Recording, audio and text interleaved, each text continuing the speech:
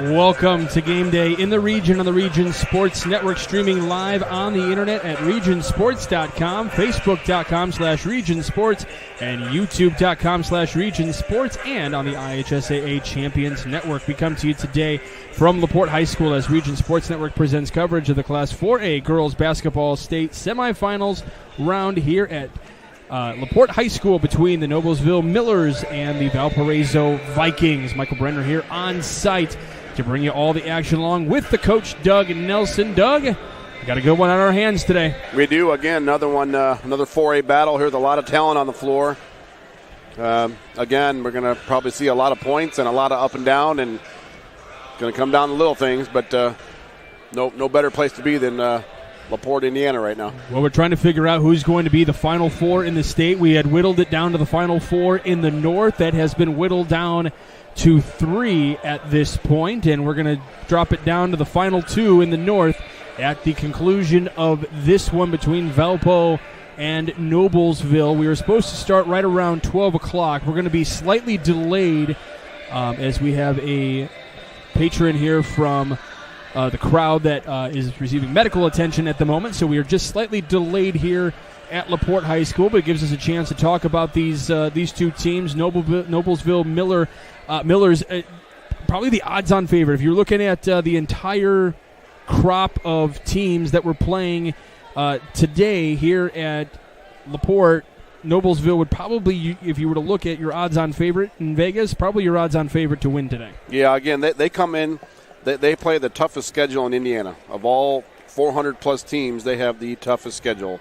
They play in that tough league down and around Indy, that Hoosier Crossroads Conference, and they're just, every game's tough, and that's what they're trying to. We talked about that last week about how that prepares them for the postseason run, and there's just no weak schedule, no weak game on their schedule, and this is what gets them ready for big games like this. So. Yeah, probably the odds-on favorite. Yeah, the teams, when we talk about, even during the course of the regular season, when we look at the teams like the Valpos and the Lake Centrals and even your Andreans and, East Chicago's, one of the things that they always want to do, no matter girls, boys, or in any sport, you want to try to beef up your schedule as much as possible, and it's for moments in games like this, as you were mentioning. So Noblesville definitely a team that plays a lot of really tough competition. The state champions back in 2022, so kind of been there. We know what it's like mentality for a lot of these seniors and juniors on this team that were there for that ride a couple of years ago. Yeah, again, they get a lot of balance. Reagan Wilson, senior, 5'8", she's averaging 16 a game. Meredith Hippner, 5'10", juniors, averaging 16 a game. Ava Shoemaker's a senior, 5'9", she's averaging 12 a game. And then you got CeCe Quigley, a sophomore, 6'2", what's averaging 9 a game. So, at this level, I know we talk about defense a lot, and the Lake Central defense played really hard there in the second half, but it's about putting the ball in the basket. Exactly. And you got to have people that can score the ball, and Noblesville's got a bunch of them that can. And for the Valparaiso Vikings, winning a regional for the first time in quite a while, getting to this spot here today. They did it in dramatic fashion last week right here on this exact floor. And coming here this week, and they know that the competition's tough. When you're looking at Valpo, whether you're going into regionals or going into the semi-state round, you figure, if you're Coach Wilson telling your team, hey, we're the underdogs no matter what competition we're in, no matter who we play in this round, we're playing with house money right now. So just go out there, have fun, be as aggressive as you can, and do what you can. There's a reason you're here. Yeah, and that's what they've done all along, yeah. Right? They just keep competing and giving themselves a shot. But anytime you have Lily Barnes on your team, you got a shot. And she's one of the better sophomores in Indiana, and she's going to have a bright future. But anytime, and her and Gert are playing well inside together, and they just have size. The one thing that impresses me about Valpo is they have size. They have that length. The height, yep. Yeah, all the way down their lineup. And you got Catherine Weber's a 6'2" senior, and she had a big game last week. And, it's just you can't teach size. No. You know what I mean? That's just something that you're kind of you luck into you're and blessed with. You're blessed with, exactly. And that's just you can't – it's hard to prepare for it. when we played size and we'd run around with brooms and try to swat shots and stuff like that. I mean, what do you do? I mean, it's hard to practice against. But I would pay no, you don't. Good money to watch you run around on the floor and use a broom to try to swat. Yeah, trying to just give them something to shoot over. But you do what you got to do. But again, that's my point. I have the best mental imagination in my head right now. Yeah. For They have those football blocking pads and everything, just trying to simulate. Now, see, I love those when you're trying to get your team ready for box outs and going just aggressive layups and stuff like that. We talked about in the first game earlier today about just being able to still when you give a hard foul. You want to foul them hard enough to where the ball doesn't go in, but you don't want to hurt them, obviously. But then at the same time, how do you still fight through that? How do you still get the ball in the net? Well, even with those aggressive fouls. Yeah, we talked about expect get to hit, expect them not to call it, and yeah, you got to play through that physicality, and we use those pads quite a bit. So whatever it takes at this point, whatever it takes.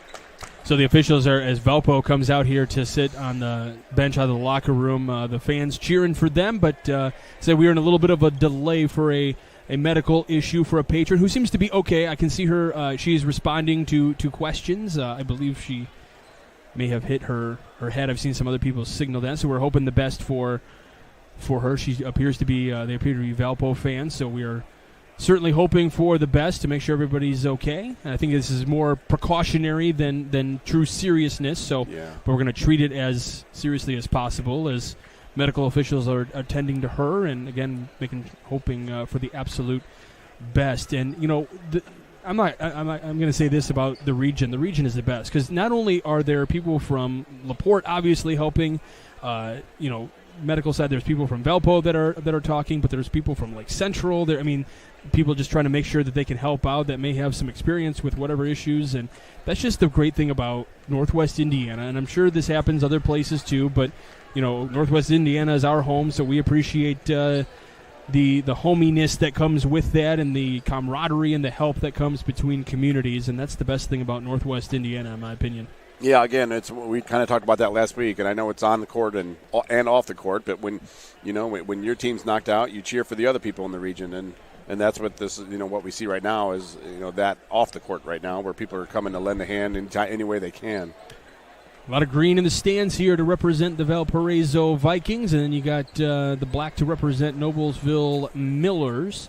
Again, champions back in 2022. Valpo, it's been a long time since they've been here at semi-state, and like I said, playing with house money right now and just going out there and trying to be as aggressive as possible. And, yeah, you talk about rooting on those teams, and a lot of people around Lake Central I've been hearing all week long, yeah, we want Valpo to do well. We want to play them in the championship game later on tonight. So we would love to have an all-DAC matchup in the semi-state championship, that's for sure. Wouldn't that be something? That would be amazing. That'd be like two Big Ten teams in the Final Four of the college tournament, it's just unheard of. Can't ask for any more than that. And, one reason we would really like that is that would guarantee a team from the region is going to be down at state. I know we had an update at one point about Andran. They were leading at the half, I believe, for a Streck Van Til hometown scoreboard update. I know Doug is looking for that feverishly right now to see if we can get a score.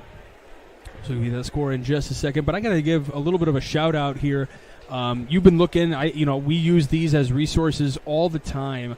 John Harrell puts on probably the best website for basketball and for football to help us. Really, any announcer that does any broadcasting here in the state of Indiana, if you don't know John Harrell's site, you need to get yourself familiar with it. The amount of information that you can get on that site about any school in the state, their tournament history, and what they did for the last number of years, and all that stuff. I mean, it is absolutely amazing, and we cannot thank him enough. And anybody that helps run that website for all they do to get that site running, because, I mean, the things that we use for it is you look at the Sagarin ratings and all that kind of stuff. I mean, it's just everything. If you're an Indiana basketball or football fan, like you said, that he can never quit. that is a site that 100% needs to be in your favorites. Oh yeah. If you're a basketball fan, because you can get all the information you need, and obviously more stats come through Max Preps, but trying to find out how many times has this coach beaten this team, or how many times has this team won in the playoffs, that kind of, he has all of that, and it's everybody that runs that side. It's a fantastic job, and then they get scores every single night. Basketball season has got to be so stressful, starting in late October all the way till the end of March to get through the state championship as well for the boys' side. Yeah, you have football as well. But real quick, Strack and Van Til scoreboard update. Andrane and Lewis Cass are tied 25-25 with about 5 minutes left. That's the latest score we have. So a close ball game over there. We got Marquette playing as well. Andrean 28-25, about 4 minutes left now. So Marquette and Andrean all playing, trying to make their way to a championship game later tonight as well. But Lake Central has already advanced. Valpo trying to do the exact same thing. We're going to step aside for just a few moments. You are listening to Game Day here on the Region Sports Network, the only game in town.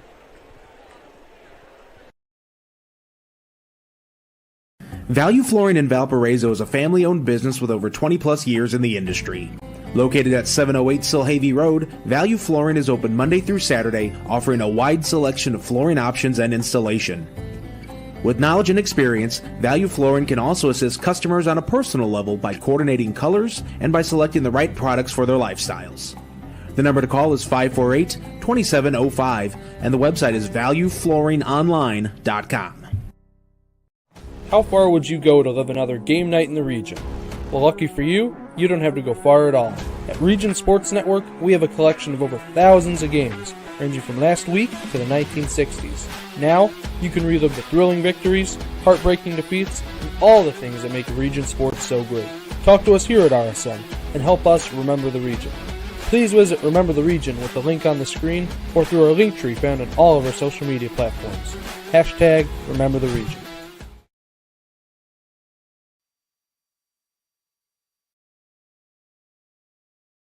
Shopping for a vehicle? Tech Credit Union is offering special loan rates on 2018 to 2024 cars, trucks, and Harley-Davidson motorcycles. Now's a great time to buy new, used, or refinance a higher rate loan for another lender. Let Tech Credit Union show why they are the better option for a vehicle loan. To learn more, visit techcu.org or call them at 800-276-TECH. That's 800-276-TECH. Tech Credit Union is an equal opportunity lender. Offer may end without notice. Some see a student athlete working on a shot. We see a powerful lesson in persistence. Some see a student preparing for success on an exam. We see a student athlete preparing for success in life. Proud to keep education in front of athletics since 1903.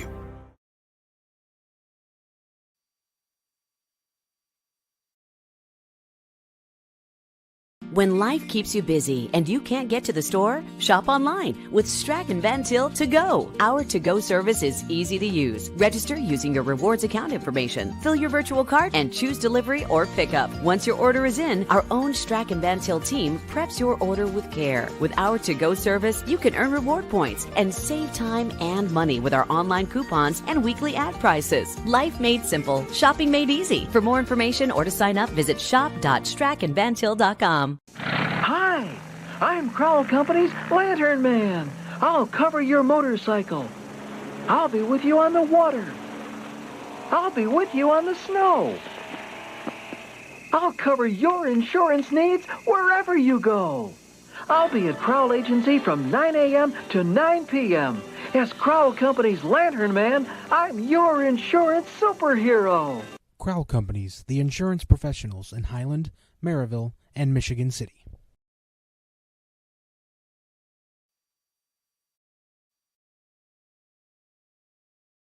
This box is small, like Pet Supplies Plus. This one is large, like a big box store. In each, Stu, has carefully hidden a toy. Question is, which dog will find it first?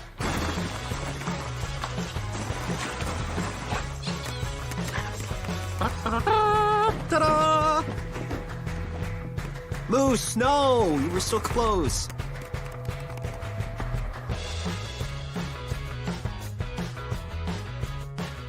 Four Seasons Mechanical proudly serves Northwest Indiana, providing quality, reasonably priced, reliable service. With a quality and comfort guarantee, the professionals at Four Seasons Mechanical offer a wide range of services in heating, ventilation, and air conditioning. Whether it's residential or commercial, Four Seasons Mechanical is there 24/7. To find out more, the website is fourseasonsmechanical.com or give them a call at 219-756-7020. Four Seasons Mechanical, your indoor air quality specialists.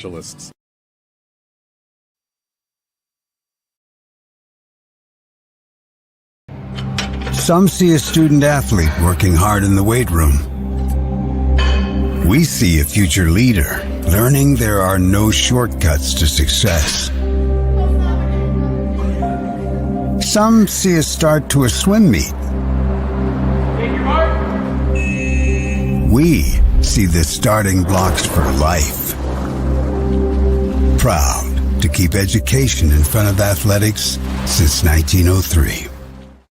How far would you go to live another game night in the region? Well, lucky for you, you don't have to go far at all. At Region Sports Network, we have a collection of over thousands of games, ranging from last week to the 1960s. Now, you can relive the thrilling victories, heartbreaking defeats, and all the things that make Region Sports so great. Talk to us here at RSN and help us remember the region. Please visit Remember the Region with the link on the screen or through our link tree found on all of our social media platforms. Hashtag Remember the Region.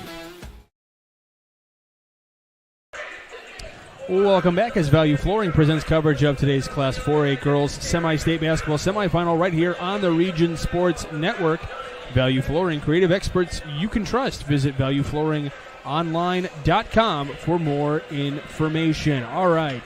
The young lady that was being tended to has been taken away via stretcher, appeared to be in okay spirits, good spirits. I'm sure she had to be missing the game in general, but seems to be okay. So we're getting ready to introduce the starting lineups for both teams. And you got two coaches here, Doug. You've got Coach Donna Buckley in her 16th season at Noblesville. She's got 5 sectional titles, 2 regional titles, a state championship, and then going up against Coach Candy Wilson in her 10th year at Valpo, 26th year overall, had a stint at Broom Grove before Valpo, 6 sectional titles, 2 regional titles, and those regional titles, one coming at Broom Grove, one coming here at Valpo last week.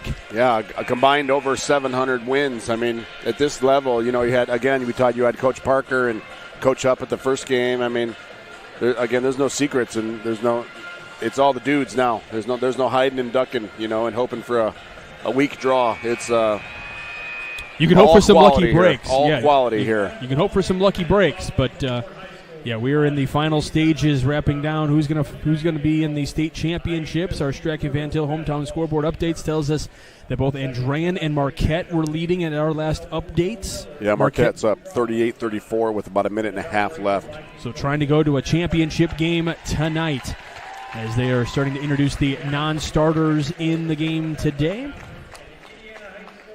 And other announcements here at LaPorte High School. I got to ask you this. I meant to ask you this in game 1, but is it a big deal? Is it, you know, more of a home court advantage for teams like Lake Central and Valpo to come here to LaPorte as opposed to going other places, having just played here last week? Yeah, it's a home field advantage. You know, it is. I mean, that's why that some people they try to move teams around so you don't have the regional and semi-state at the same site. You know, but it's an advantage. Absolutely, you're familiar with the locker rooms, you're familiar with the drive and the bleachers, everything, the sight lines, and most certainly. I know Lake Central was here earlier this week. I'm sure Valpo was as well, to get a practice in here on this floor. What is and I know a lot of teams will do that. We'll go to the site that they're going to be playing at. We'll go like during the week to have a practice there. Is that just to kind of get a feel for the building? Why do teams do that? If you've already played here, then you don't get that practice. Okay. Yeah. If you even if they hosted the sectional, if we came here and played LaPorte, then I wouldn't be able to practice here. Interesting. Yeah. Okay, because you're already familiar with the court. Because Lake Central was here earlier this week. Well, maybe you're given the option. Yeah, maybe. Okay. But I was, whenever we went to go play somewhere, like even a sectional or a regional, the regionals were always far east, so we would go practice. Maybe go on Friday and practice the night before, have a walkthrough. But and that's just to kind of get a sense of the building and sure. maybe where some things are at, and just kind of how I'm we sure shoot all free the throws at both ends to see what the backdrop was like, stuff like that. It's because everything's different. But how hard or soft the rims are. Sure. I can't imagine the flooring is much different, but there could be some nuances that are a little different. Yeah, some places that have the wood right on top of the cement, and there's some that have these honeycomb. Okay. You get a little bouncy. Okay. There's difference. Starting lineups for the Noblesville Millers. First out on the floor is number 13, a 5'9 senior, Ava Shoemaker. Then a 5'8 senior, number 22. She's going to Iowa State, Reagan Wilson. A 5'10 junior, number 23, Meredith Tipner. And then a 5'7 junior, number 24, Kate Rollins, along with the 6'2 sophomore, CC Quigley. Your starting lineup for the Noblesville Millers. And now we're going to introduce the starting lineups for your Valparaiso Vikings as the Valpo faithful who have made the trek to LaPorte will get on their feet in their green attire. A lot of the Lake Central fans still in attendance rooting on the Valparaiso Vikings. I see the Lake Central student section still here. They were actually cheering at the end of that game saying, "We want Valpo." So rooting on Valpo. Careful what you ask for sometimes. That's true. And then we get the Lake Central team off here to our right. They're kind of getting a little scouting report here now, but the Viking faithful on their feet.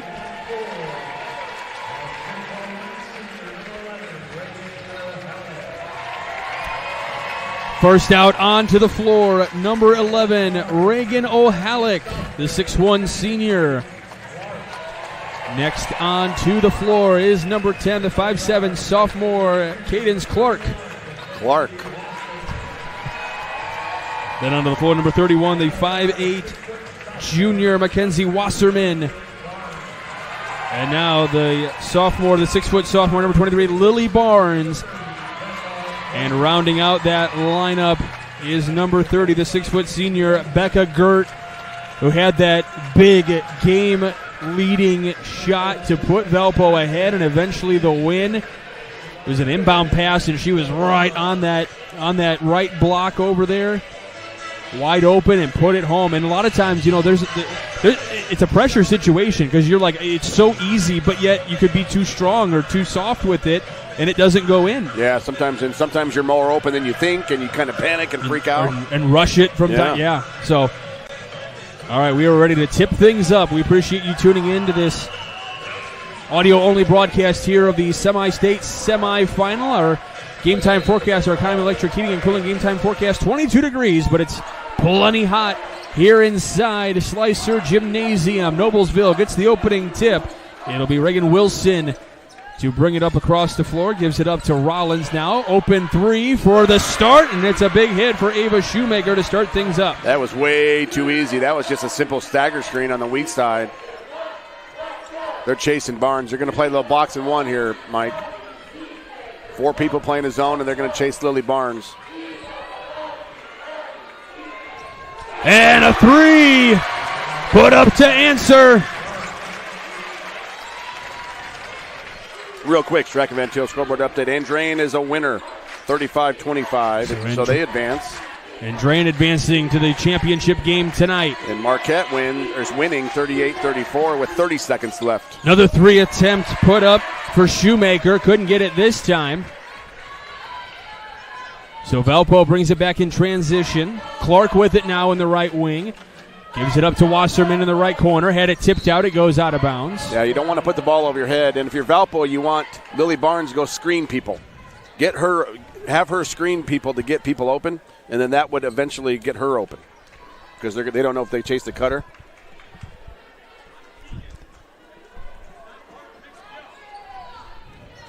Clark with it now again in the right wing on the inbound pass. She already had that game-opening shot to get it to tied at 3. As we mentioned last week, Cadence Clark, the granddaughter of Coach Jack Campbell? Yeah, that's why I called her Campbell all night. Oh, I wasn't giving you. You were jabbing me already. No. I see how it is. I don't think we ever really, as Wasserman puts one up from the elbow, I don't think we ever really said it. Yeah. You and I talked about it, but we didn't say it on air. I knew I said it all week. We didn't say it on air, though. Because I work with her grandma, Coach Campbell's wife, and every time I saw her in the hallway, I was like, yeah, I said your name 80 times last weekend. Another three-point shot put up for Noblesville from the left wing. That time it was by Wilson. And this will be Valparaiso ball as the ball goes out of bounds.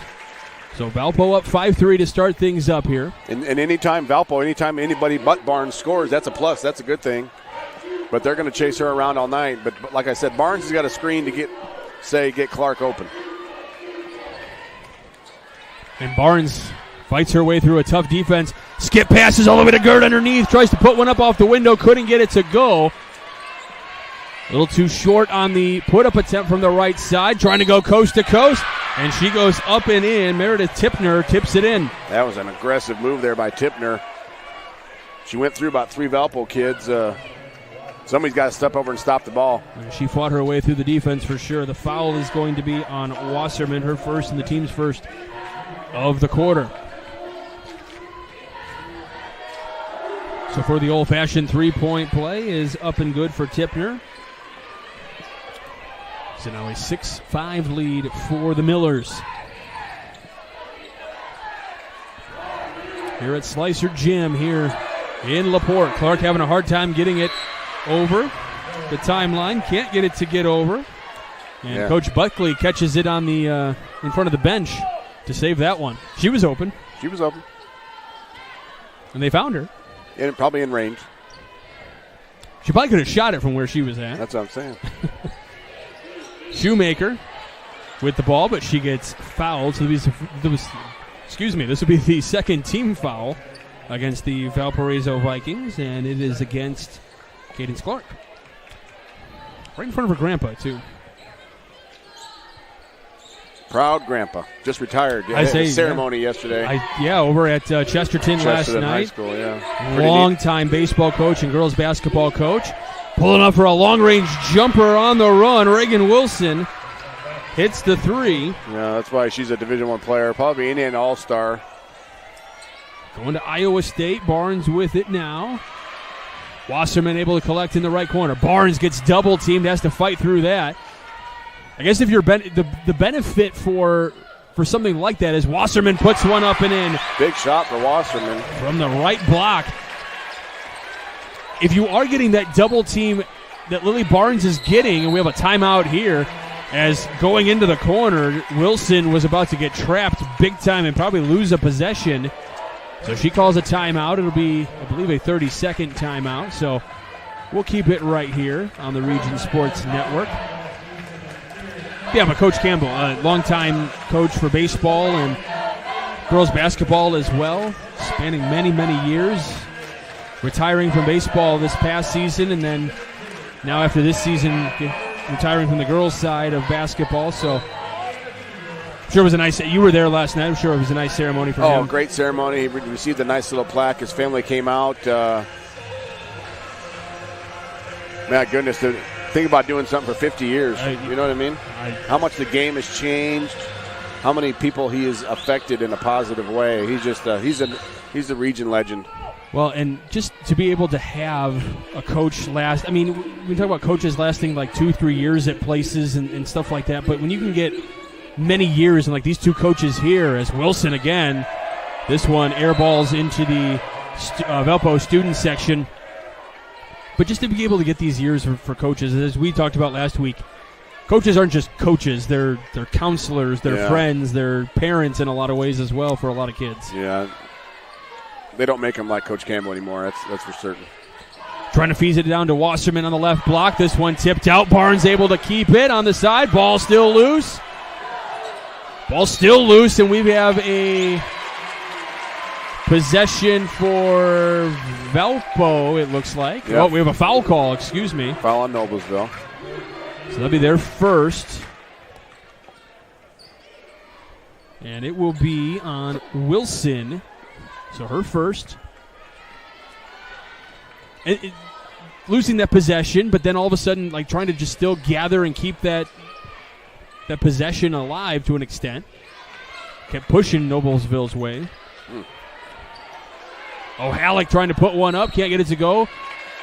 Valpo gets the rebound, but there's a foul underneath. This will be the second team foul for Noblesville now.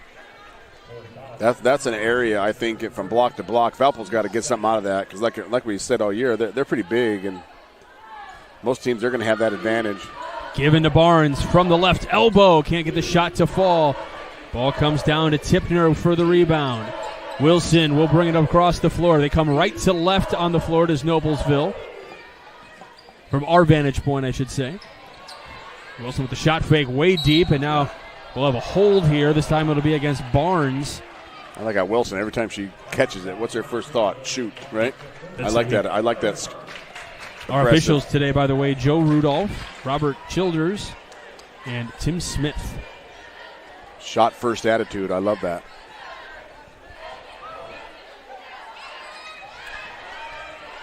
So third team foul on Valpo, and this will be the fourth here as Tipner was going to the rim and got fouled on her way up, so she'll go to the line to shoot 2. And so the fourth team foul against Valpo already right now. This one comes to Wasserman, who picks up her second. So this will put, the next foul will put Noblesville in the bonus. Yeah. A lot of times on baseline out of bounds plays like that, Mike, the defense kind of stands up and relaxes, you know. And then by the time you've reacted and they're cutting and it's too late and then you foul, you got to get down in the stance and ready to go right now. Kate Weber checks into the game, and Tipner knocks down both free throws, so the lead extends to 4 for the Millers. 3:30 to go in the opening quarter. Weber with it on the right corner. Gert off to O'Halleck, giving up to this one blocked. Is trying to feed it down was Clark into the baseline. Now this one loose. 2-on-1 possession for Noblesville. Meets the defense of Weber, but Tipner still able to get it in around Weber. What a move. Again, another strong move going to the rim. 2-possession game, 3:04 to play in the opening quarter. Barnes looking for someone to pass it to. Finds O'Halleck. Now finds Clark here in the right wing. Barnes in the right corner. Feeds it down to the baseline, but it's tipped away. Noblesville reading these passes. This one blocked and a lot of contact, and it's just an out-of-bounds call after a strong take from Wilson. But she bounces right back up and starts calling something out. Yeah, she looks like a little fire plug out there, just a great leader. Look at that. Feeding right underneath. Tipner open at the block.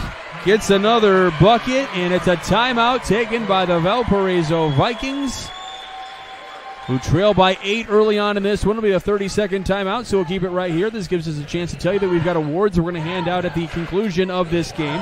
We've got the Crowell Company's Lantern Man Superhero of the game. The Crowell Company is proud to recognize the superheroes on the basketball court, along with the Boilermakers Local 374 Blue Collar Player of the game. Earn what you learn with Boilermakers Local 374. And then the Proud Union Home Play of the Game presented by the Region Sports Network. All 3 awards are very prestigious. They do come with a tangible item with them. It's a big, hearty congratulations to the player and a social media post. And an autograph from the Michael Brandner. Yeah, it's worth about not even a penny. It's good for the bottom of the bird cage. It's paper, yeah. Kindling. It's actually worth those same like coins that you roll, that you put the penny in, and then it just makes some weird, oval-shaped object that you get at the zoo or something. Feeding down right to the right block and trying to put it up, and no good there for Noblesville. Empty possession from Valpo the other way, and now a foul here against Noblesville, trying to fight for every possession here. I like it. I like the hustle. This is scrappy on both sides. Yeah. Not afraid to get down. But I think Valpo's got to be very careful here. They're in the danger zone. Foul was on Quigley for Noblesville, so their third team foul. 2:17 left to go. It's Valparaiso basketball. Clark gives up to Gert. Now trying to feed to the baseline with Barnes. She lost it a little bit, was able to regather herself and put it back up, but couldn't get it in, and now the ball goes out of bounds. It'll stay with Valparaiso as Noblesville was trying to catch it but missed it. Barnes will inbound just to the right of her basket. Now trying to feed in the middle with Weber right on that left elbow there. Back to Barnes here beyond the three-point line in front of the Noblesville bench. O'Halleck kicks it to Gert at just to the left of that top of key. Barnes drives with the right side. Her shot put up no good. Weber trying for the rebound. And the Miller fans are looking for a foul call against Valpo. They don't get one. Yeah, they were looking for a push in the back. And a three-point basket for Tipner. She's having quite a quarter. Yeah, she comes in averaging 16. They put her on the top of this 3-2 zone as well. Well, she's already got 12 points in this one. Feeding it down to O'Halleck on the left block. And a whistle, so she'll go to the line. Fourth team foul for Valpo. I'm sorry, for Noblesville. Valpo already had their fourth team foul. No, yeah, Noblesville keeps changing from a boxing one to a man-to-man to a 3-2 zone, and just the thought of having to change things, it kind of slows Valpo down. You know, when you got to think, you slow down a little bit. The 3-2, there's a lot of holes in that 3-2. I don't think it's a very strong 3-2 zone, but the rotation, they're not dropping. When the ball goes to one side, the top person on the weak side is supposed to drop. Okay. And that's where Valpo keeps getting in behind it. That's where they got that Barnes lob. She just missed the layup. O'Halleck knocks down both free throws on her trip to the line. So makes it a 9-point game, keeps it single digits. Tipner gets it across the timeline, gives it up to Wilson.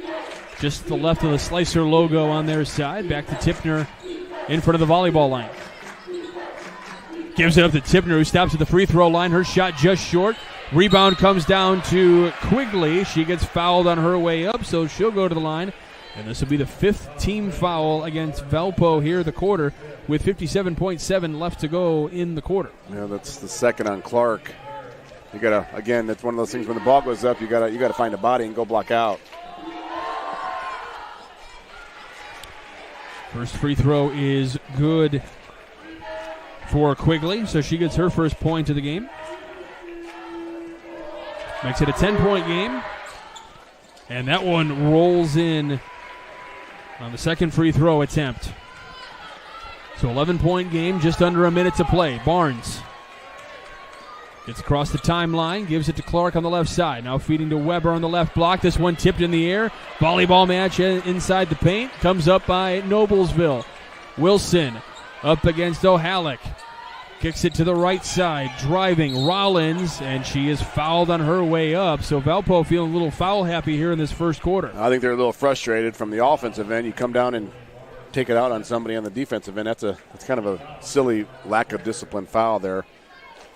So you got Clark with 2 fouls, Barnes with 2 fouls, and Wasserman with 2 fouls. And Rollins gets her first point of the game on the good made free throw. 37.5 seconds remain here in the opening quarter. Knocking down both of them is Rollins, doing well from the free throw line are the Millers. 7 of 7. And to feed things up, Finn Cannon has checked into the game, and it'll be an offensive foul against Finn Cannon. I think she just stepped out of bounds.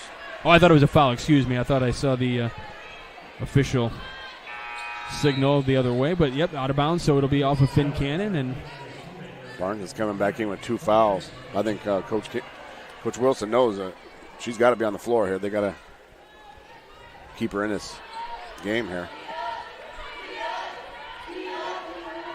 Well, it's not panic time yet if you're Valpo. Still a lot of game left, obviously. This one tipped out of bounds. They're going to keep it here with Homestead. Barnes was in there on the knockout attempt, trying to signal to the official to say, no, it's our ball. She tried to help. Everyone's an official.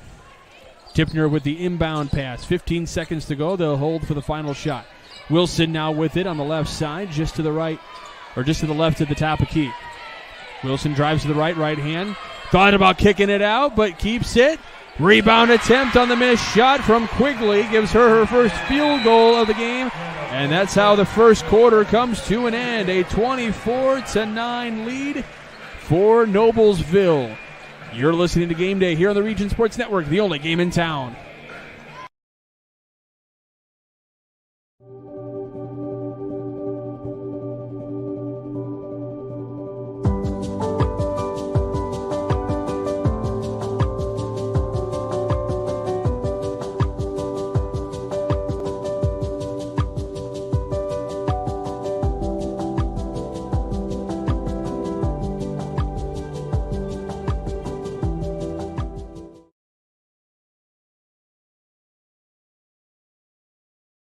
Earn while you learn from the best hands in the business. The Bricklayers Allied Craftworkers for Indiana, Kentucky Apprenticeship. That's right, this is a paid apprenticeship. I'm getting an education while learning a trade and getting paid for it. The thing that surprised me the most about this apprenticeship program is the respect I have received after the proper time and training. Classes start soon, so apply now. There are training centers throughout Indiana and Kentucky. We are the Bricklayers and Allied Craftworkers for Indiana, Kentucky Apprenticeship. The best hands in the business. You're watching and listening to Region Sports Network coverage of the 2024 Girls Class 4A semifinal presented by Value Flooring. Value Flooring, family-owned and operated for more than 2 decades. Call 219-548-2705 for your free estimate. Keep that number written down there. I got to call on an estimate. Staying in that 3-2 zone for Noblesville. Oh, Halleck trying to drive on the baseline. Nothing going there. Kicks it and skip pass out to Clark out on the left side. Gert at the top of the key. Now a skip pass over to Barnes on the right wing here. 7:30 left to go here in the first half. Yeah, you got to get the ball in the corner to flatten out the zone. You got to go corner, short corner. So somewhere in there you got to get the ball. She's got to dribble down. Gert tries to feed it down. Halleck tries to feed it down to Gert on the baseline, but we talk about the height of Valpo, yet Noblesville is getting their arms up and blocking and kind of getting their hands in those passes. It's been very difficult for Valpo. Yeah, and the Valpo spacing is not real good right now either. You know, okay. That kind of makes it easier to guard when your people are real close together. Noblesville gets across the timeline. Wilson with it here on the left side. Drives to her right with the right hand. Matched up against Gert here. Has to give it up to Tipner. Takes it back, Wilson. Shot fake at the top of key. Brings it back out, waiting for her coach to draw up something here. Allie Hutchinson has checked into the game for Noblesville. Tipner with it in the left corner in front of the Valpo bench. Kicks it to the left elbow. Now feeding it down underneath to Rollins. Can't get it to go. Checking into the game as well, Delilah Kincaid for Valpo. Good defensive possession there for Valpo. Clark, skip pass. Kincaid here, right wing. Now back to Clark for three. And knocks it down. It's a big shot. They need to just keep stacking up stops and scores. Long way to go. Couple of triples for Clark here in this one. One in the first, one in the second. Could use some more of those if you're the Vikings and need a big stop here. Wilson, long range three with the answer. Oh my! Yeah, you gotta always have a hand in her shooting pocket. She's got a quick release. She does. Iowa State's looking like they're getting a pretty good player. With the Big 12. I mean, basically, it's going to come down to only 2 conferences left in college sports. 5:38 left to go in the half. Wilson underneath on the left block. And gives a little sign to the Valpo student section. Yeah, let's hear it some more. Sure. Barnes from the right block. Moves to her left, steps into it, and gets the bucket. Good strong move there by Barnes. Her first bucket and first points of the game. Lily Barnes, that's someone that we talk about certain players needing to step up, and definitely someone you need to have in your scoring column. Putting up for a shot. Ball goes out of bounds. Again, a lot of contact, and Tipner's looking going, how is that not a call? Yeah. She does a great job of getting downhill, both right and left-handed. 4 across on the free throw line, now starting to move a little bit here into motion as Rollins on the three-point line. Wilson, long range at the top of the key, rattles around, doesn't fall home though. So Valpo and Weber gets the rebound. Here comes Lily Barnes with it. Now Gert, but back to Lily Barnes, trying to get through the spacing here, that 3-2 zone. Barnes kicks it out. Kincaid driving on the left side. Kicks it out. Wasserman, though. Now skip past to Gert in the left corner.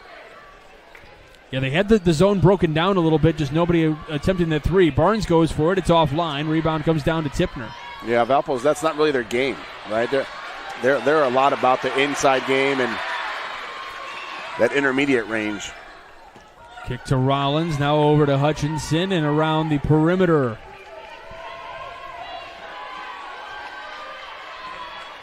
Wilson just willing to hold it near the timeline. Kicks it off to the left with Tipner now. 5 different scores for Noblesville. Up underneath. Quigley gets her own rebound. Puts it up again. No good. Barnes comes down with the rebound. And they've got numbers. 5 on 4. But Quigley gets back down. Gert follows. Nice. On the back cut and scores. Nice cut. Nice movement without the basketball. That felt like a good set transition play that they're used to running. Yep. Well, that was a good attack, and she didn't dish it until she got stopped, and that was pretty textbook. Well, and it helped to have Quigley late back on the defense as well. Wilson with the jumper, no good. Kincaid with the rebound. And now Barnes drives, goes coast to coast up. It's blocked. Rebound is loose. Comes down to Noblesville. And now Rollins able to collect up and in all alone. Yeah, they got to make sure they got someone back. This is not a real fleet of foot lineup for Valpo right now if you look out there. Almost turning it over. Barnes with the spin move. Barnes tries to drive into some pressure. Kicks it off the window for a 2. So 4 points in the game for Barnes of their 18. Staying in the game. Trying to make a little run here. Get another stop. Get another score. Wasserman trying to get around the screen for Wilson. Do you like the way the matchups are going right now? You got Wasserman on Wilson. I feel like Wilson's probably just a little bit quicker. I think Noblesville's a lot quicker in a lot of spots right now. It's not a real quick lineup out there for Valpo. But it's got some size, That's what we talked about earlier.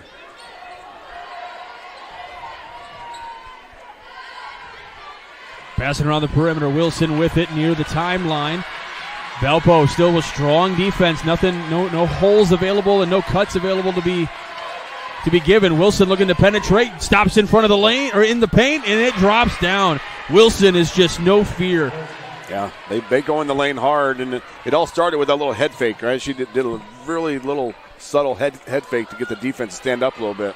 Kincaid aggressively trying to keep the possession in her hands on that right side. You believe this quarter it has not had one foul? Barnes feeds it down to Weber. There you go. You're welcome. And there's your first foul. Yeah, you're welcome. Look at Coach Nelson talking it into existence. Can you believe it might be 80 degrees tomorrow? Let's see if that works. Sunshine, beautiful. That would be great. Foul, by the way, was on Rollins, her first, team's first of the quarter. Weber's first free throw rattles around and falls home. That is her first point of the game. Just trying to stay within earshot here of Noblesville here in this half. Feels like would be a decent go here for Valpo. It was late in that game against their opponent last week and trying to get that regional championship. It was really late in that fourth quarter when they were still within a possession every time they went down. What was it? They led for like a total of 20 seconds or something in that game, right? Right. Against Northridge, Yeah. Weber missed the second free throw, by the way. Now a possession here. Valpo gets a turnover of Noblesville. Again, that's just the size of Valpo just being a threat inside at all times. I feel like if you can get this within 10 at the half, you're feeling pretty good. Absolutely.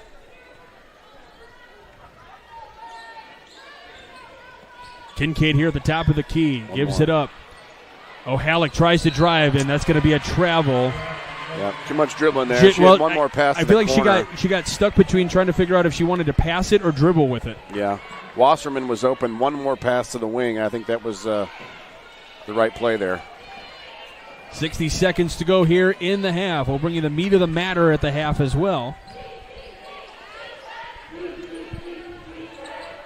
Shoemaker, who got things started scoring for the Noblesville Millers. This rebound comes down to Rollins. I feel like some Vikings kind of got caught in between trying to figure out who was going to get the rebound, and instead it was Noblesville that came down with it. Yeah. We've talked about that, Mike. Again, you can't give up second opportunities when you're trying to make a comeback. Now this is a big foul here. Lily Barnes just picked up her third. So she'll be taking a seat here, I would imagine, these final 43 seconds. Yeah, that's a big foul. As Tipner goes to the line and knocks down the first. She had 12 points in that first quarter. Now she's got 13 with that made field goal. You said she averages 16, so she's almost that in the first half. 5'10 junior, got another year. She's got a lot of fight to her. She's got that next one knocked down as well. 35-19 your score, 40 seconds to go. Skip pass to Gert. Now over to Wasserman in the corner for three and gets it to go. Yeah, that's why you got to get it to her on the perimeter. One of Valpo's 2 or 3 best three-point shooters. It's a 13-point game, 20 seconds to go. Noblesville with it. Wilson just comes across the timeline. Tries to drive. You got to help a lot here. You got to help a lot if you're Valpo D. Get a hand up. Down to 8 seconds. She drives from the left elbow. The shot no good. Ball knocked out of bounds. It'll be Valpo ball with 2.5 and a chance to make it a 10-point game at the half. Whose hands do you put it in, though? Just get it in. They look to Clark right now from half court. It's going to be short, and we're going to go to the half with Noblesville leading 35-22. You're watching Game Night here on the Region Sports Network, the only game in town. Blythe's Team Sports in Valparaiso is a leader in athletics apparel and equipment sales. With in-house production including screen printing, trophies, embroidery, and more, Blythe's can help you to create the perfect look. For more information, visit them online at teamblythes.com. Blythe's Team Sports in Valparaiso, where the athletes shop. Centrally located in downtown Indianapolis, the Hampton Inn is just steps away from Bankers Life Fieldhouse. Situated at 105 South Meridian Street, shopping, restaurants, entertainment, and many Indianapolis attractions are in near proximity. Hampton Inn has much to offer, including a hot breakfast, high-speed internet access in every room, as well as a gym fitness center. For reservations, the number is 317-261-1200. The website is hamptonin3.hilton.com. Hampton Inn, Indianapolis, downtown.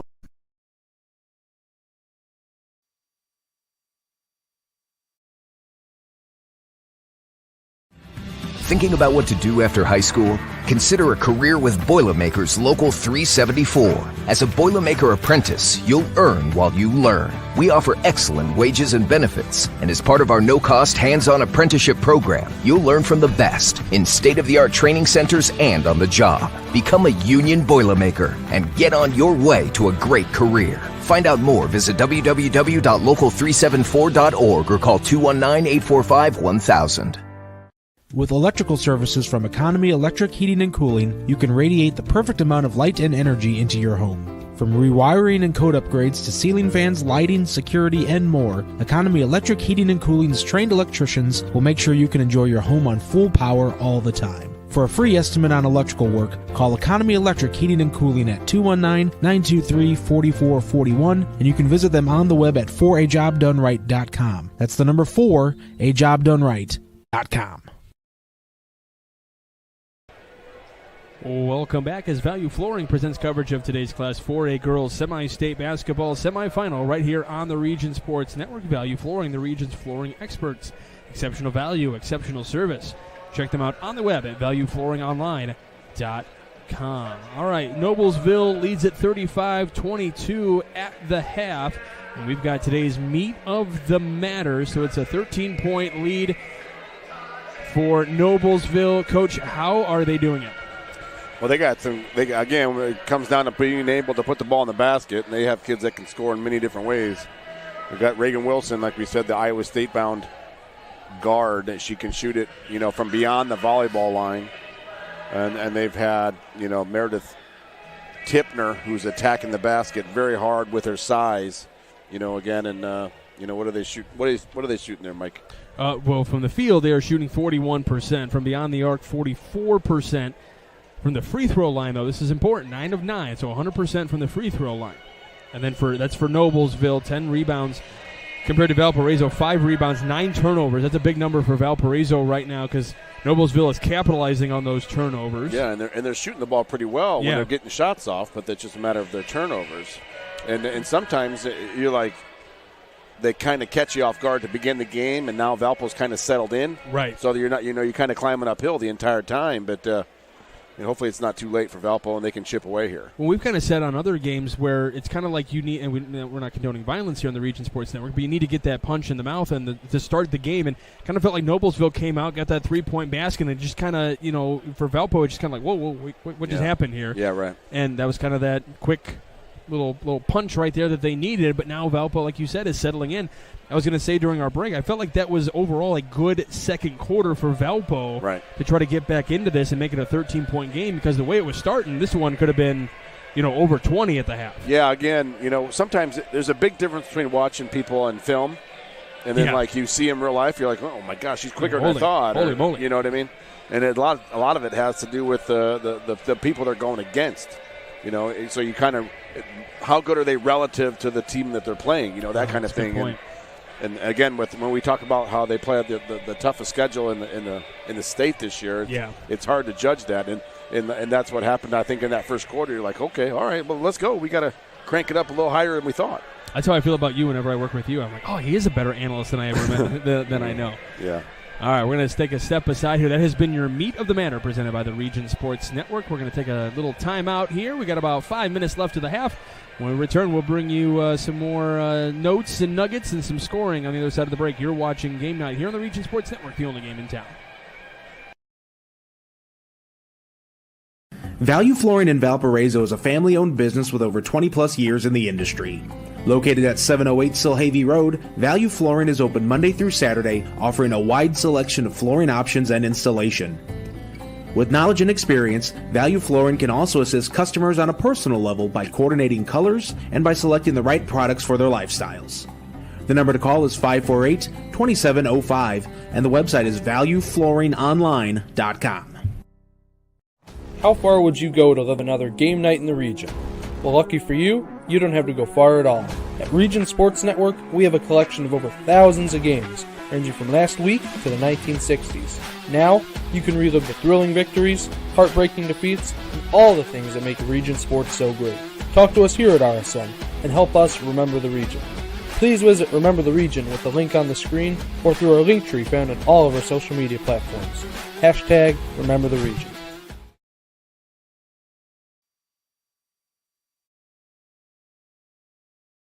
Shopping for a vehicle? Tech Credit Union is offering special loan rates on 2018 to 2024 cars, trucks, and Harley-Davidson motorcycles. Now's a great time to buy new, used, or refinance a higher rate loan for another lender. Let Tech Credit Union show why they are the better option for a vehicle loan. To learn more, visit techcu.org or call them at 800-276-TECH. That's 800-276-TECH. Tech Credit Union is an equal opportunity lender. Offer may end without notice.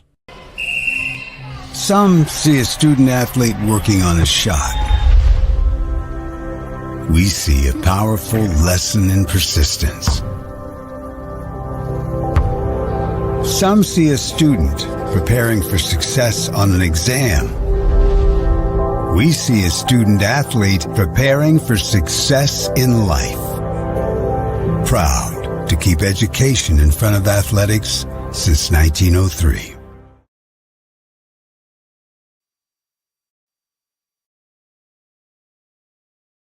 When life keeps you busy and you can't get to the store, shop online with Strachan Van Til To Go. Our to-go service is easy to use. Register using your rewards account information, fill your virtual cart, and choose delivery or pickup. Once your order is in, our own Strachan Van Til team preps your order with care. With our to-go service, you can earn reward points and save time and money with our online coupons and weekly ad prices. Life made simple, shopping made easy. For more information or to sign up, visit shop.strachanvantil.com. Hi, I'm Crowell Company's Lantern Man. I'll cover your motorcycle. I'll be with you on the water. I'll be with you on the snow. I'll cover your insurance needs wherever you go. I'll be at Crowell Agency from 9 a.m. to 9 p.m. As Crowell Company's Lantern Man, I'm your insurance superhero. Crowell Companies, the insurance professionals in Highland, Maryville, and Michigan City.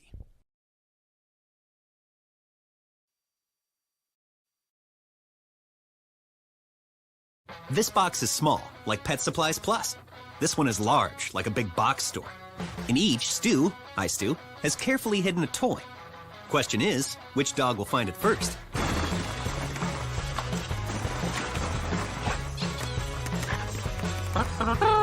Ta-da! Moose, no! You were so close.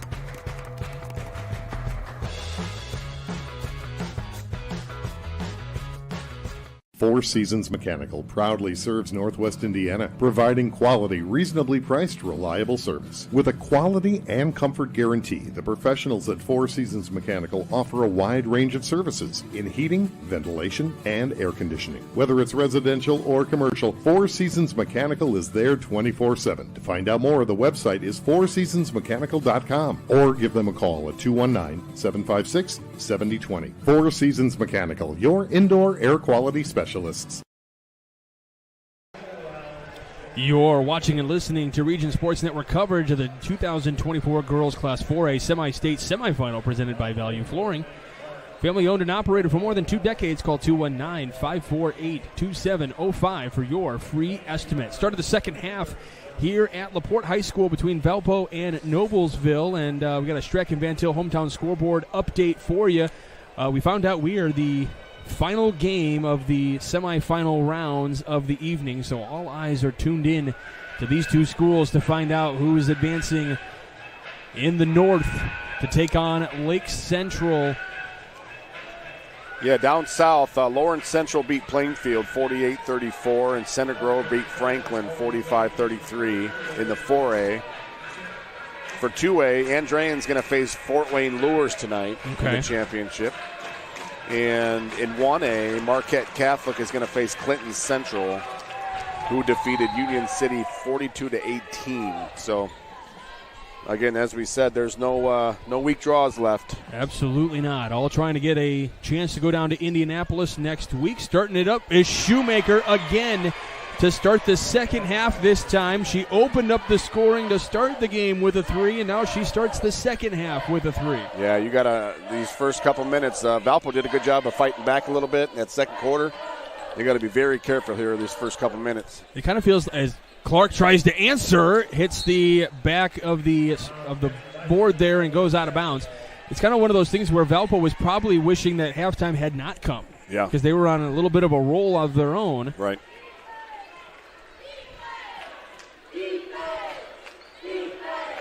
So just kind of getting things started here in the second half. Running the Wilson same play. beating it down to Quigley, now off to the left. A big block by Barnes there off of the shot from Rollins. And now Barnes a little slow to get up, but she does get up. They were looking at her ankle a little bit. She hobbles a little bit, but she's saying she acts like she's fine. Yeah, she don't want to come out of this game. She's got a little limp. It's nothing. You can tell it's bothering her a little bit, but she's going to play through it. Coach Wilson not even entertaining the idea of taking out her star sophomore. No. Wilson feeding it into Tipner on the left side. They go left to right on the floor.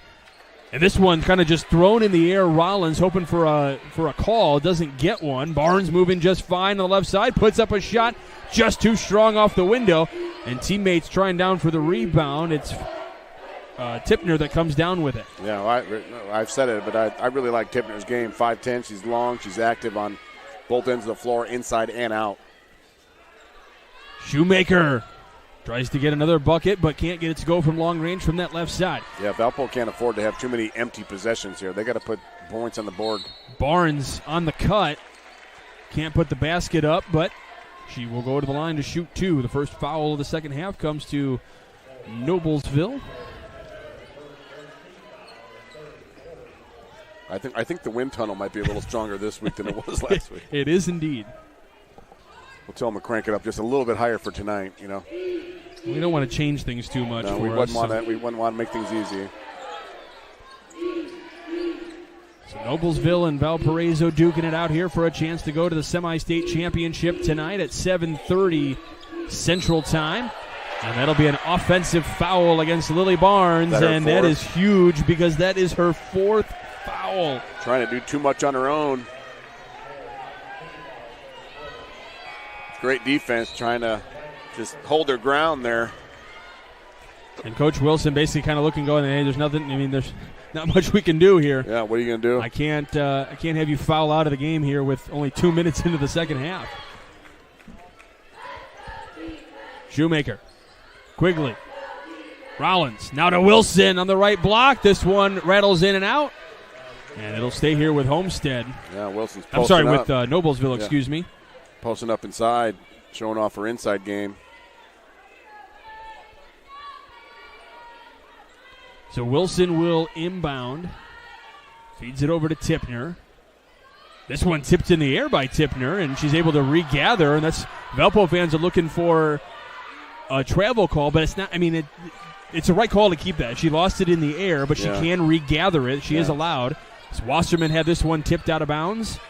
So it'll stay with Valpo here off the hands of Shoemaker. It's actually a good job by the officials not to anticipate it, right? Correct. They let it play out, and she regathered the basketball. Well, she got what it felt like is she got caught between whether she's going to pass it or not, and then just kind of fell out of her hands, and she is allowed to regather and maintain as Clark trying to make an overhand or over-the-head pass, and it gets picked off by Quigley. So Wilson here giving to Shoemaker on the right wing as they come left to right on the floor. Quigley off to Tipner to the left side in front of their own bench. Now back to Shoemaker from the left wing for three and hits. Just too many weapons. And the lead stretches 41-22 against the Vikings. Coach Wilson's trying to find some kind of combination here. This one tipped out by Wilson, and Wilson does a nice little friendly hello to Coach Wilson. Yeah. Reagan Wilson and Coach Wilson, man.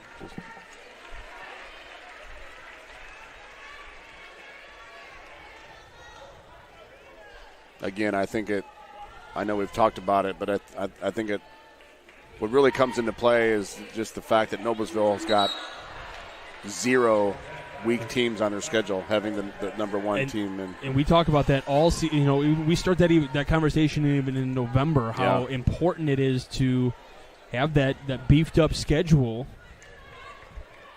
Yeah, I mean, sometimes you take your lumps, and that's why they got like 8 losses, right? I mean. Well, that's what I mean. When you look at a record, and you're like, "Oh yeah!" All of a sudden, they're the record. I have it right here, 17-8. You're like, "Oh, that's not a very good record." Yeah, you got a shot against these guys, and then you realize that. As the feed down to Tipner on the left side, she puts it up. It's no good, but there is a foul on Gert. So Gert called for her first foul. That'll be the second foul of the quarter.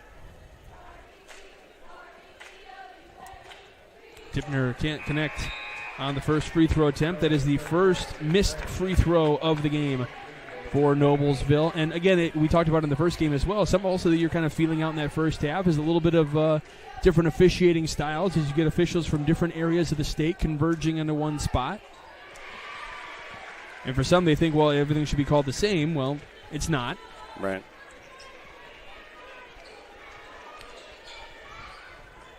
So Valpo here trying to get a positive possession. The skip pass. Barnes is back in there. Kincaid, this will be a 2 if it's made. Wasserman comes down with a rebound off the miss.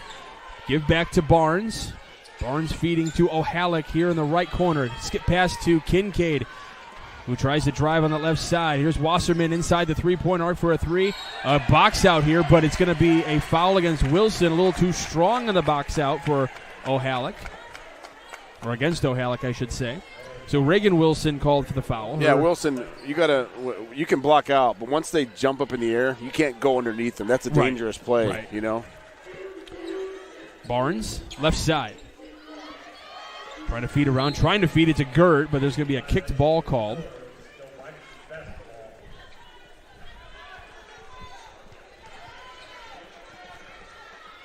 So 4:15 here to go in the third quarter. Barnes will inbound.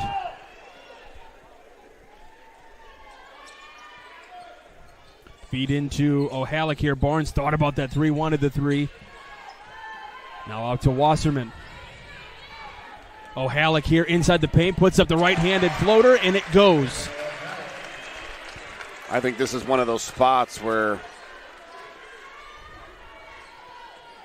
Coach Buckley's resting some kids, you know what I mean? That's exactly what we talked about a little bit, was she's resting some kids and getting some kids some minutes that might not normally get it.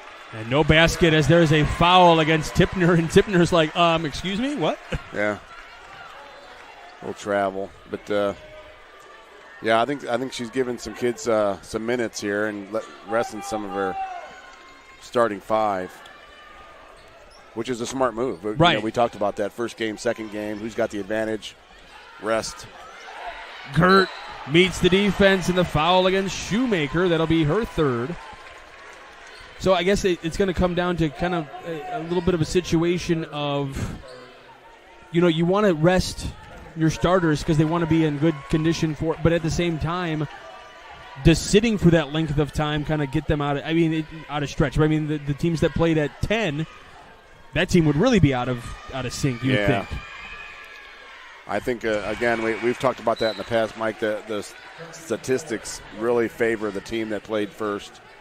Again, it's just a matter of tonight, when Lake Central plays the winner of this game, a lot of it in that fourth quarter is going to come down to grit, who wants it. Yeah. You know what I mean? You're going to have two tired teams on the court no matter what. But well, and we talked about it. That just kind of seems to be a strength of Lake Central. They do seem to dig down just a little bit more. Yeah. That's going to be a dogfight.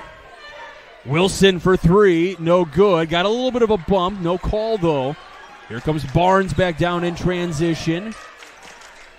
Stops at the three-point line at the top of the key. Gives down to Gert just to the left of that block. Here's Kincaid for three. Rattles around, doesn't fall down. Rebound comes to Tipner, who sprints up ahead, feeds it up to Quigley, who's up and in.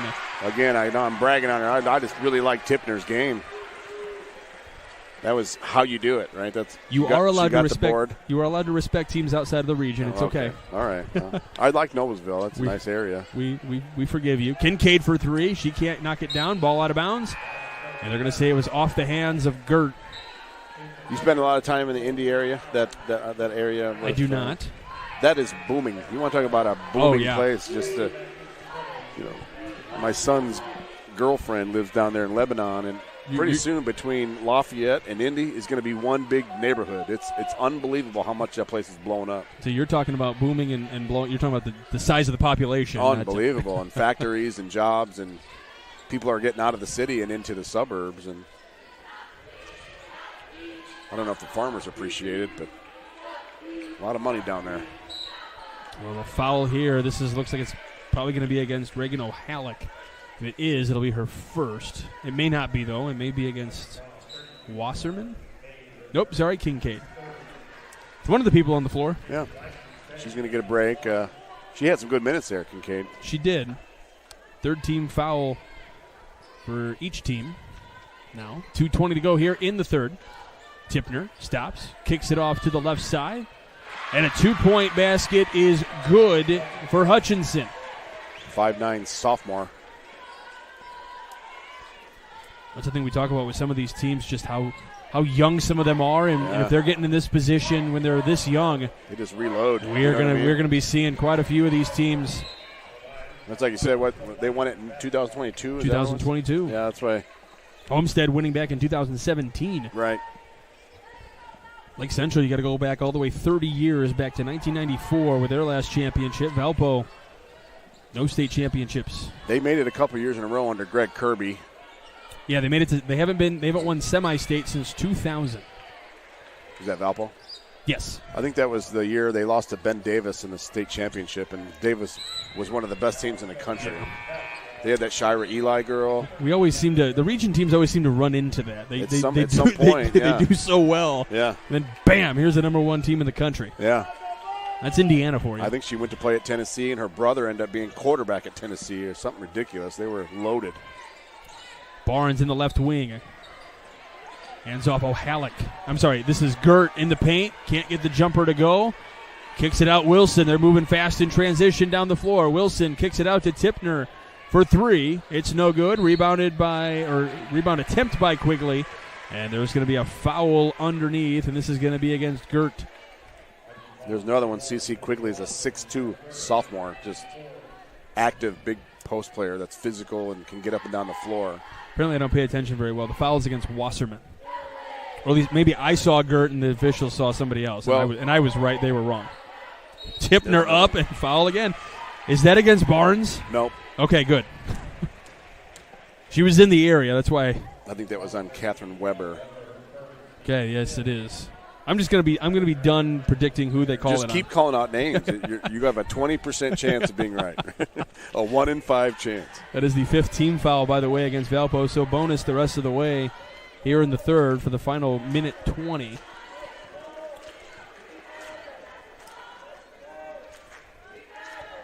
Tipner up and good.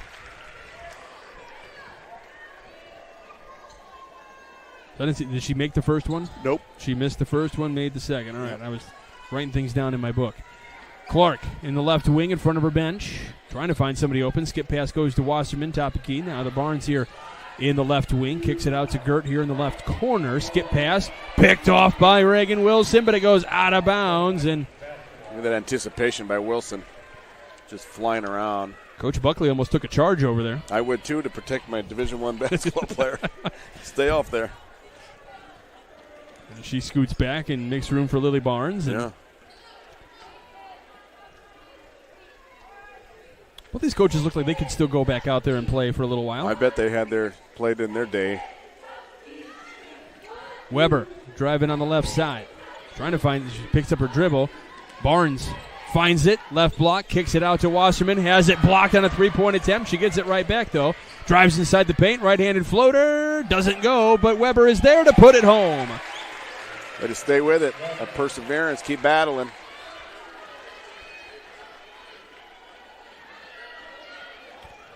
Tipner, riding baseline, kicks it out, stolen away. Now it's taken back by Quigley. Tipner, though, with 15 seconds to go, they're going to bring this one out. They're going to hold for the final shot of the quarter. And we're going to see this, it's kind of looking like a 2-3 or a 2-1-2 zone here. Kick it out. Rollins, way long, picked up by Barnes. She puts it up for 3 and offline for Barnes as time expires here in the third. We go to the fourth, a chance to go to the championship game tonight on the line. You're watching Game Night here on the Region Sports Network, the only game in town. Some see a student athlete working hard in the weight room. We see a future leader learning there are no shortcuts to success. Some see a start to a swim meet. We see the starting blocks for life. Proud to keep education in front of athletics since 1903. How far would you go to live another game night in the region? Well, lucky for you, you don't have to go far at all. At Region Sports Network, we have a collection of over thousands of games, ranging from last week to the 1960s. Now, you can relive the thrilling victories, heartbreaking defeats, and all the things that make Region Sports so great. Talk to us here at RSN and help us remember the region. Please visit Remember the Region with the link on the screen or through our link tree found on all of our social media platforms. Hashtag Remember the Region. Welcome back as Value Flooring presents coverage of today's Class 4A Girls Semi-State Basketball Semifinal right here on the Region Sports Network. Value Flooring, creative experts you can trust. Visit valueflooringonline.com for more information. All right here we've got some of the best hands in the business, just like Bricklayers Local 4 in Indiana and Kentucky. Noblesville with the lead right now, but we've got Weber in here going up right now, putting it in. Weber coming alive here in this second half, 4 points. So that best hands in the business. Join Bricklayers Local 4 and start building your career today. Visit baclocal4.org to find out more information. Coach, we're going to have to see some good hands here from Valpo. What are they going to have to do here in this fourth quarter to come back alive? They're down 17. You got to get stops. It starts with this end of the floor. You got to get stops and get the ball back and stay out of fouls. Tipner with a floater in the paint with the right hand. Trying to get stops, but they can't get it. So we talked about it. Sorry, Mike. No, you're fine. Go ahead. After that first quarter, they've been playing pretty even. You put yourself in that hole, and they've been uphill the whole time. But it's hard to get out of that hole. Well, and at what point? I don't think we're at the point yet. But at what point do you have to kind of start? I mean, you're being patient, waiting for shots that you want. But at what point do you kind of have to start forcing some up? Well, it's close, but again, I think it starts more on that end. You know, Weber again. They're scoring. You just can't trade baskets at this point. These two played against each other earlier in the season, and it was a win for Noblesville. It's about a 9-point game, right? Yeah, I'm trying to find it. I don't know why I can't find it on here, but somewhere in my notes. Oh. Tipner gets a rebound. Shot still no good. Again the rebound. Quigley this time. Puts it up, and she is fouled. There it is. Found it back in December. It was over at Noblesville in a tournament. 65-56. Noblesville got the win. So the foul is on Wasserman. That's her fourth. Team's first of the quarter. Quigley misses the first free throw attempt. So 49-32 your score. Valpo needs a big run here to try to get back into this one as Quigley knocks down the second. Puts him at the half-century mark for Noblesville. Valpo kicks to Clark in the corner in front of their bench. Wasserman in the left wing.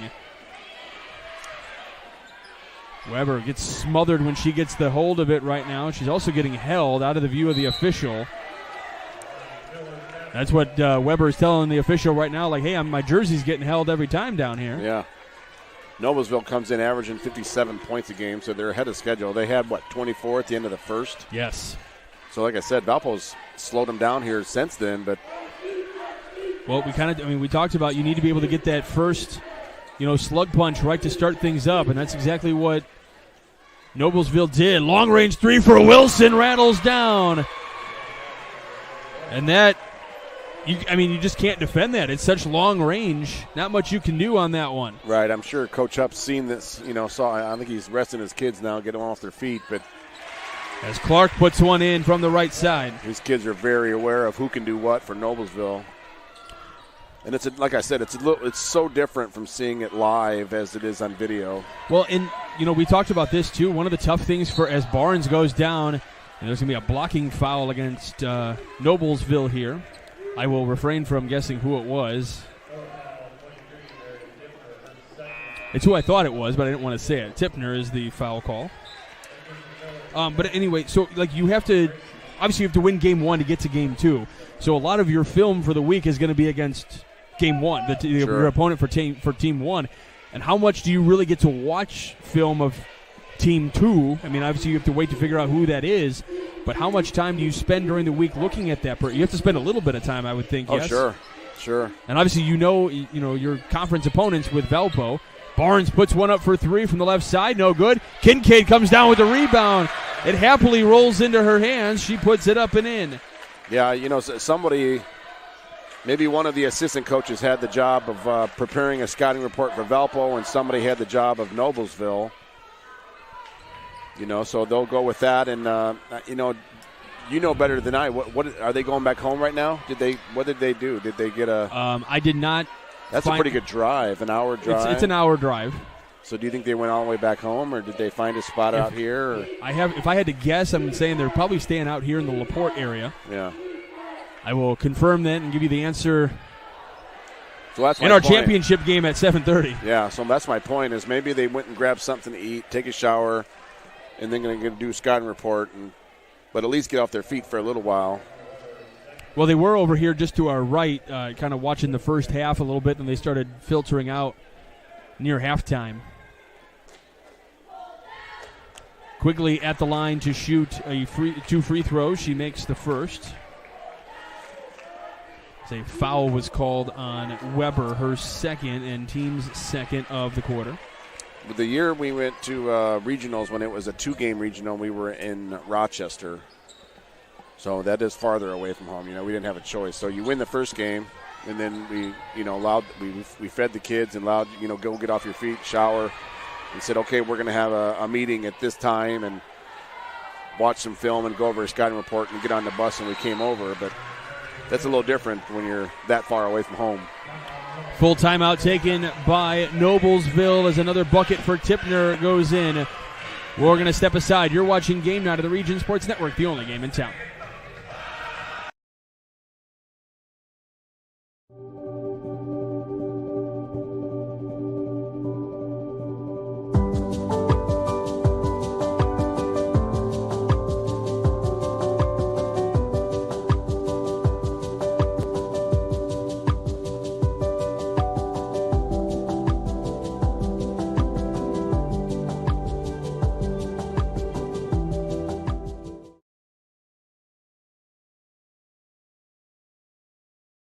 Earn while you learn from the best hands in the business. The Bricklayers Allied Craft Workers for Indiana, Kentucky Apprenticeship. That's right, this is a paid apprenticeship. I'm getting an education while learning a trade and getting paid for it. The thing that surprised me the most about this apprenticeship program is the respect I have received after the proper time and training. Classes start soon, so apply now. There are training centers throughout Indiana and Kentucky. We are the Bricklayers and Allied Craft Workers for Indiana, Kentucky Apprenticeship. The best hands in the business. Welcome back to Game Day here on the Region Sports Network, brought to you by Value Flooring. 3:56 to go here in this ball game, the semifinal matchup here at Semi-State, Valpo and Noblesville. Noblesville in a strong position to advance to the championship game later tonight at 7:30 Central Time. We will have the broadcast right here on the Region Sports Network, as the winner of this one will take on Lake Central. We've got a timeout taken. It'll be a full timeout taken by Coach Wilson, so we'll take it with them. You're watching Game Night of the Region Sports Network, the only game in town. Blythe's Team Sports in Valparaiso is a leader in athletics apparel and equipment sales. With in-house production including screen printing, trophies, embroidery, and more, Blythe's can help you to create the perfect look. For more information, visit them online at teamblythes.com. Blythe's Team Sports in Valparaiso, where the athletes shop. Centrally located in downtown Indianapolis, the Hampton Inn is just steps away from Bankers Life Fieldhouse. Situated at 105 South Meridian Street, shopping, restaurants, entertainment, and many Indianapolis attractions are in near proximity. Hampton Inn has much to offer, including a hot breakfast, high-speed internet access in every room, as well as a gym fitness center. For reservations, the number is 317-261-1200. The website is hamptonin3.hilton.com. Hampton Inn, Indianapolis, downtown. You're watching and listening to Region Sports Network coverage of the Class 4A Semi-State semifinal, presented by Value Flooring. Creative experts you can trust. Visit valueflooringonline.com for more information. Coach Wilson didn't like what she was seeing there on that last possession, so she calls a timeout. Draws something up here to try to get some points for Valpo. Barnes having a hard time getting it in. Finally does to Gert. That'd be very close to that 5-second mark. Clark with it near the top of the key. Gives it up to Barnes, who goes to the Slicer logo here at LaPorte High School. Takes it off to the left side. It's tipped out of bounds, and that will be off the hands of Shoemaker, who Shoemaker really she hasn't done a whole lot of scoring, but her scoring has been very effective because she has led both halves with a start with 3-pointers, which kind of just, knocked Valpo kind of off their feet a little bit. Yeah, it's a momentum shifter, isn't it? And right now, that you're kind of seeing just even still up by 21, Noblesville still flying around getting tips and deflections and messing up the rhythm of the offense. That's a lot of their starters. And I was just told as the basket was good for Valpo. Weber with the basket. She's had a nice second half. She has.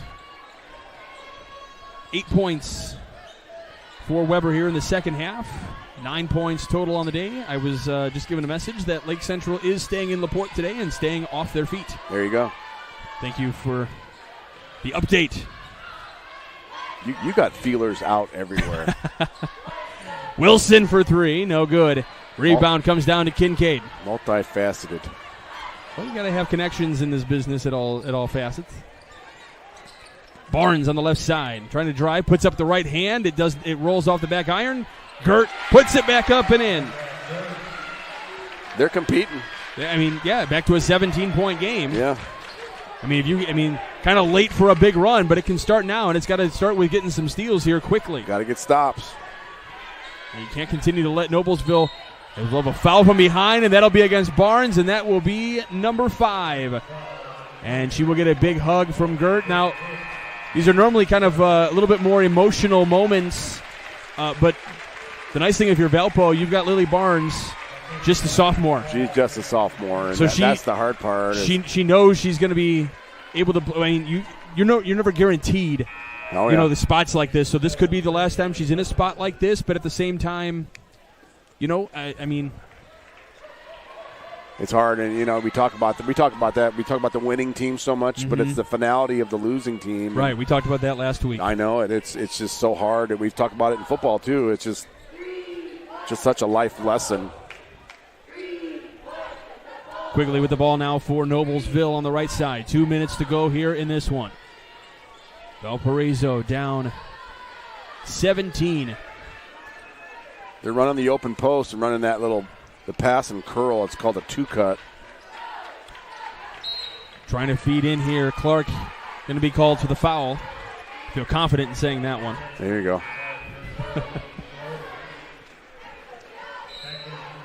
We're fully confident in much anymore, but again, we talked about, now is the time you see Noblesville starting to empty their bench as well.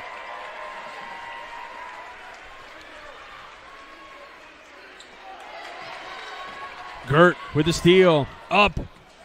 Can't get it to fall. Weber accidentally knocks it out of bounds, trying to get the rebound. So Noblesville here. Again, 57-40 your score.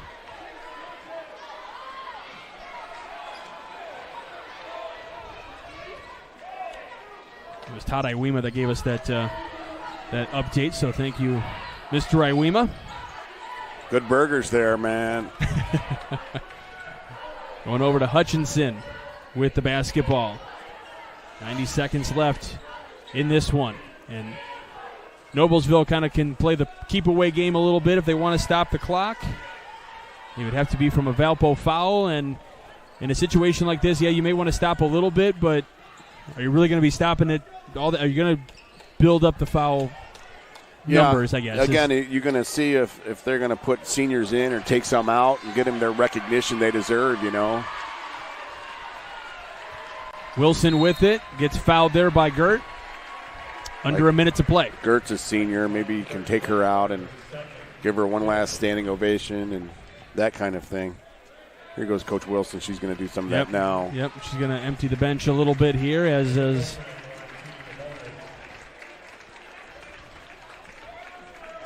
Coach Buckley does the same thing. So we're going to wait here just a moment. Looks like Maggie Kuka going to come in. A couple more coming in as well. Trying to get those numbers for you. Kenny Offman. As Wilson knocks down the free throw. Kincaid comes off. Gert comes off. Weber comes off. Clark comes off. Fincannon already out there. And also Cheyenne Brown out there for Valpo. So they get their names in the they need one more kid. They only got 4 kids out there. This is my team. Yeah, team's on the floor. Cadence Clark will stay out. Would you ever do that if you're given the opportunity? Like, this is my team. I'm going to keep with 4. Just see if it works. Maybe if one kid gives you attitude or something, you're like, no, you're not playing. Yeah. Sit down. And the Noblesville fans up to their feet. 57.8. Brown will inbound to Clark. And Clark will bring it across the timeline. Well, it's been a very fun season for Valparaiso. I would say what a nice cut. Little back Going cut. up and in, a back cut there, as you mentioned, Offman. Little backdoor cut, little staple of the Valpo offense. So she will go to the line to shoot a pair. And again, we got awards to hand out here in just a moment. We'll have the Crowell Company's Lantern Man Superhero of the Game to award. Offman knocks down the first. What a great run for Valpo. Yeah. Huh? And this is, we've talked the last number of years. It felt like if you're at least looking at the Duneland in Class 4A, the teams, because you also got teams like Munster and Andrean and obviously Marquette down there as well. I mean, these teams are all doing well, but Valpo kind of feels like the team in the DAC that in the next couple years, maybe next year, going to have a good shot at winning the DAC title. It's kind of just getting handed off because Chesterton is there as well as a good team. Maryville is there as a good team in the Duneland. Yeah. Coach is doing a good job at Maryville, and Chesterton's got a lot of young talent coming up, but you got Lily Barnes for 2 more years. That's nice person to build around. That is the key. The final moments ticking down for Valpo. This is a community that, it's all based on, obviously the head coach does a lot of the coaching and picks the players up, but it's the assistant coaches. It's the players that didn't get into the game that are helping on defense. In practices, it's the parents, it's the community that supports, and it's been great. And I know there's going to be emotions in that. You talk about that finality as we do get the final 59-42.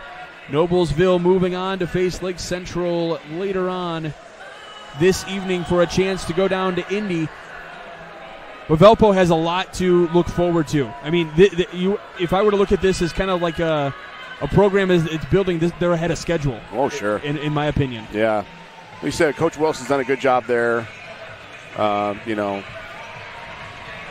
a lot of other, like when she first got there, the first handful of years, and she should have had some kids. They went somewhere else. But now kids are staying in Valpo and looking forward to playing in this kind of environment every year. And they've proven, she's proven that they can get them here, and do well and get them where they want to be.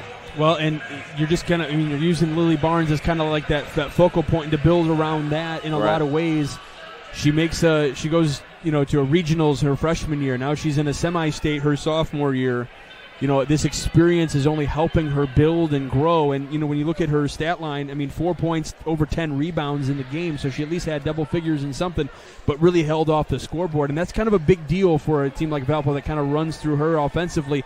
But also teams are going to know that going forward as well. Absolutely. And, the Noblesville did a good job of locking her down. She still stayed active, played defense, like you said, had a bunch of rebounds. And but, again, it also proves that to the other players, we got to pick up our game. Yes. She can't do it by herself. We got to pick up our game and get after it. So, you're always learning, right? You're always looking towards the future, and and they've got a long way to go, but they've come a long way. And you're in the semi-state. You're in the Elite Eight of 4A. If they would have walked up and said at the beginning of the year, you're going to have a shot in the semi-state, and with a chance to go to Indy, and that's you would take that. You would take that in a heartbeat, yeah, and enjoy the season that they've had for sure. Kind of looking at some of the leaders here, 89% from the free throw line for Noblesville, 2 misses the whole day. That's incredible. Yeah, again, and they were in comfortable situations too. We'll see tonight if Lake Central can kind of change that a little bit, make it a little uncomfortable. And I do feel like that aggressiveness that they have will prove to be a little bit of a problem for Noblesville. It could, it could. We hope so as region fans, but again, Noblesville's for real, and they're legit, but so is Lake Central at this point. There's 4 teams left in 4A. And Lake Central's one of them. So. 18 trips for Noblesville to the free throw line, only 8 for Valparaiso. So that's just a matter of having, being down and having to foul a lot more. But that's a big number for. Yeah, Noblesville attacked the rim. We talked about that a lot with Tipner and and Wilson, and boy, they got some talent. All right, are you ready for our award winners? Sure. All right, let's go ahead and take a look at our Crowell Company's Lantern Man Superhero of the Game. The Crowell Companies are proud to recognize the superheroes on the basketball court. I don't know who you would like to go with. And, we already kind of took a look at our meat of the matter, if you will. Noblesville getting the win, 59-42. We talked about just them just being aggressive in a lot of different spots and not being afraid and getting those early threes that kind of helped them in that first quarter. It was the first quarter that helped propel. Yeah. And maybe getting outplayed in the second and third quarter, but that first quarter really helped set the momentum. Yeah, that set the tone for the whole night, for the whole game, but on both ends. But, yeah, so that was the meat of the matter presented by the Region Sports Network. Now let's take a look at the Crowell Company's Lantern Man Superhero of the Game. No, that's my fault. Superhero of the Game, we're going to go with Noblesville, number 22, Reagan Wilson. She's going to Iowa State. She's, from beyond the volleyball line, she can score. She was posting up. She was the quarterback on the court, and that's why we went with her as player of the game. Rico's got her for 22 points in this one. I only had her for 15, but I may have stopped marking things from time to time. Lake County math. Talking to you too much. All right, take a look at our Boilermakers Local 374 Blue Collar Player of the Game. Earn while you learn with Boilermakers Local 374. I'm going to go with number 31, 5'8" junior, Mackenzie Wasserman from Valpo. I think she had she stepped up and made some shots there, especially in the first half. it kind of kept Valpo in the game after that rough first quarter. But I'm going to go with her. She stepped up and made some shots and kept them in it. All right, excellent job. And now our proud Union Home play of the game presented by the Region Sports Network. I'm going with a 6:22 in the fourth quarter. I wrote this down, Mike, and it was kind of indicative of the whole night for the game, where Noblesville had like 3 or 4 opportunities under their own basket, and they eventually got fouled and shot free throws. But it was just the persistence and the aggressiveness that they played with I think Valpo gave them a hard time tonight, and that speed and aggressiveness and get after it is going to be a fun matchup for Lake Central tonight, because they're not going to back down. No, absolutely. So yeah, we are in for a heavyweight matchup a little bit later on tonight. We'll have that for you right here on the Region Sports Network, so make sure you stay tuned to that. That's going to come around 7:30-ish, maybe a little bit before that. Tip-off is scheduled for 7:30 Central Time, so be ready for that. Our executive producer is Chris Ramirez. Our operations manager is Rich Castillo, also doing some stats for us. Big thanks to Rico for getting those. Our coordinating producer is Zach Miller, and our sports director is Mike Dewan. Your broadcast crew tonight, myself, Michael Brenner, along with the coach, Doug Nelson. We'll be back a little bit later as well. Nate Ramian doing some interviews on the court a little bit earlier today, and appreciate his efforts. He'll be back tonight as well. Justin Cole doing a great job on production today, along with Joey Henrik doing a great job on the camera work. For later purposes down the road. This is an audio-only broadcast, but yes, doing a little bit later on footage for us a little bit later on. And then, of course, the coaches for Valpo and Noblesville, Candy Wilson and Donna Buckley, for helping us get everything we needed for the game today. And, of course, the athletic director, Stacy Adams, and Lee Woldridge. And then, of course, you, the viewers, on Facebook, YouTube, regionsports.com, on Instagram. We're on Instagram now. Did you know that? Nope. All right, we're on Instagram as well, and then regionsports.com, and, of course, IHSAA-TV.org. Without you all, we wouldn't be able to do what we do. So make sure you stay tuned a little bit later on tonight, around 7:30-ish. We will have the semi-state championship game for you, Lake Central and Noblesville. Please tune in. It'll be a good one. You've been watching Game Night here on the Region Sports Network, the only game in town. Thinking about what to do after high school? Consider a career with Boilermakers Local 374. As a Boilermaker apprentice, you'll earn while you learn. We offer excellent wages and benefits, and as part of our no-cost hands-on apprenticeship program, you'll learn from the best in state-of-the-art training centers and on the job. Become a union Boilermaker and get on your way to a great career. Find out more, visit www.local374.org or call 219-845-1000. With electrical services from Economy Electric Heating and Cooling, you can radiate the perfect amount of light and energy into your home. From rewiring and code upgrades to ceiling fans, lighting, security, and more, Economy Electric Heating and Cooling's trained electricians will make sure you can enjoy your home on full power all the time. For a free estimate on electrical work, call Economy Electric Heating and Cooling at 219-923-4441, and you can visit them on the web at 4ajobdoneright.com. That's the number 4ajobdoneright.com.